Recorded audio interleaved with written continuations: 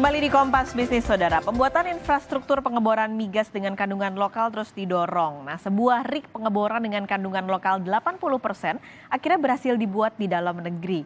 Ini adalah anjungan pengeboran minyak dengan TKDN 80% yang digunakan untuk proyek hulu migas di Kepulauan Madura. Pembuatan dilakukan oleh perusahaan dalam negeri dan peningkatan penggunaan kandungan lokal diharapkan bisa menekan biaya operasional migas dan meningkatkan daya saing migas dalam negeri. SKK Migas menghitung penggunaan TKDN migas hingga April mencapai 62%.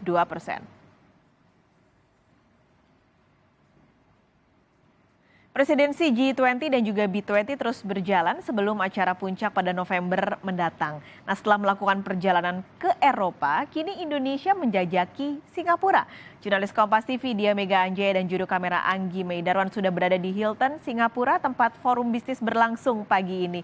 Dia, selamat pagi. Jadi sebenarnya kenapa yang dipilih Singapura? Lalu apa sih prioritas yang akan dibawa dalam kunjungannya kali ini? Selamat pagi, Paskalis dan saudara. Indonesia Singapore Business Forum. Ini adalah salah satu dari rangkaian presidensi G20 atau forum G20, KTT G20 dan Bisnis 20. Di sini Bisnis Forum ini diselenggarakan oleh KBRI Singapura dengan menyebar sekitar 350 undangan dari Indonesia dan Singapura. Porsinya 50%, 50%. Terdiri dari regulator, dari pemerintah, dan juga investor. Yang menarik di sini adalah Indonesia Singapore Business Forum. Secara resmi, pemerintah Indonesia mengundang investor Singapura untuk datang ke Indonesia berinvestasi dengan nilai yang besar. Please come to Indonesia.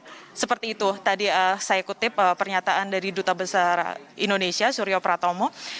Investor yang dibidik adalah di semua lini. Tidak hanya di infrastruktur, apalagi digital, tetapi juga di food station. Tapi kalau saya boleh memfilter ya seperti itu isu-isu yang dibawa di G20 dan B20 ini, ada satu yang sangat menarik, yaitu ini juga sebagai speech-nya Ibu Menteri Keuangan di depan forum, yaitu proyek Nusantara sebagai lokomotif transformasi perubahan yang ada di Indonesia. Kenapa Singapura? Itu pertanyaan dasarnya. Kenapa Singapura? Begini, saya memakai data Badan Koordinasi Penanaman Modal atau BKPM yang sekarang bernama Kementerian Investasi. Di 2021, investasi Singapura di Indonesia adalah 9,4 miliar dolar Amerika Serikat.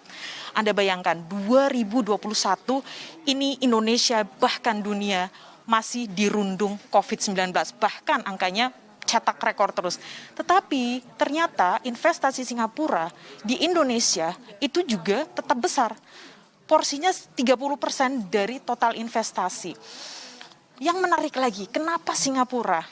Di kuartal pertama 2022, nilai investasi Singapura di Indonesia juga sangat besar, yaitu 3,5 miliar dolar Amerika Serikat.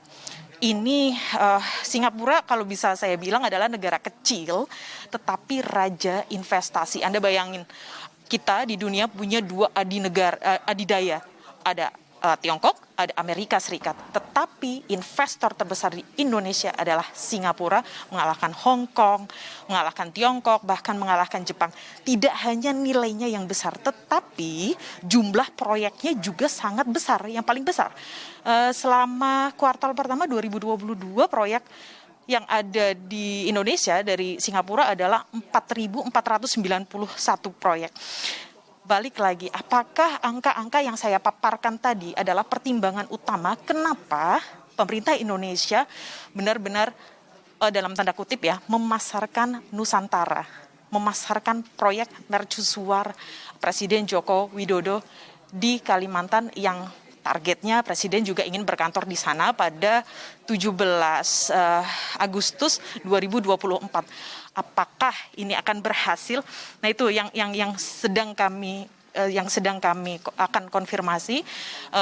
Ibu Menteri Keuangan, Ibu Sri Mulyani sudah menjanjikan kepada Kompas TV akan menjelaskan secara khusus mengapa proyek Nusantara yang dibawa di forum di Indonesia Singapore Business Forum ini. Yang kedua, kenapa juga Nusantara?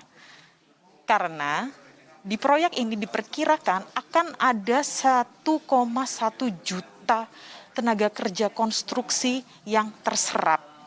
Balik lagi, ini adalah upaya pemerintah Indonesia juga untuk mengundang sebanyak-banyaknya investasi di sini. Ingat, yang ambisius dari pemerintah Indonesia tidak hanya IKN. Di tahun 2024 Indonesia juga menargetkan 0% kemiskinan ekstrim hilang dari Indonesia, 0%. Ini dua target yang sangat ambisius menurut saya. Oleh sebab itu butuh dukungan investor yang sangat besar. Lagi-lagi adalah Singapura. Ingat, jadi apapun keputusannya, apapun yang dibawa pemerintah Indonesia ke Singapura, kita kalau hitung-hitungan amatiran seperti itu ya kita lihat lagi bahwa memang investasi Singapura ini memang sangat besar sekali. Kalau misalnya di kuartal 1 aja ada 3,5 miliar dolar Amerika Serikat, jadi kalau misalnya 1 tahun kita bisa kali 4, ada sekitar 14 miliar dolar Amerika Serikat, Paskalis. Oke, jadi yang kita nantikan adalah konfirmasi kenapa Nusantara yang dibawa sampai ke Singapura. Terima kasih Dia Mega Anjay melaporkan langsung dari kawasan Orchard, Singapura.